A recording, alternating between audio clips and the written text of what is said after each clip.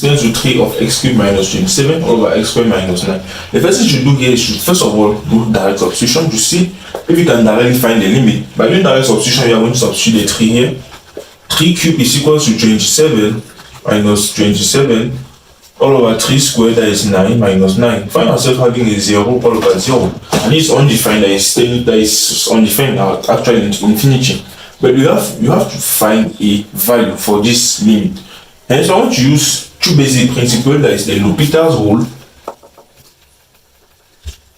or we use the factorization.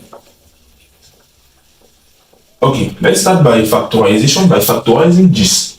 Okay, factorizing the numerator from the basic law that a cubed minus b cubed is equal to what? A minus b, a squared plus ab plus b squared. Okay, that's what we are going to be using here. Hence, that will be limit as x tends to 3 of what?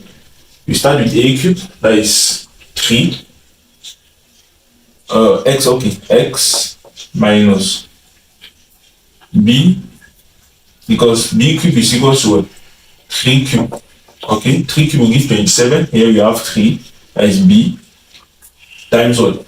A, that is what? X minus, that is plus ab, that is 3x, plus b squared, that is 9.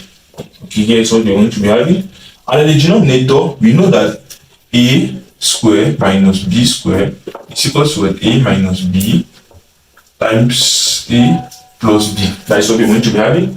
And we substitute here and we are going to have what? X minus 3 times what? X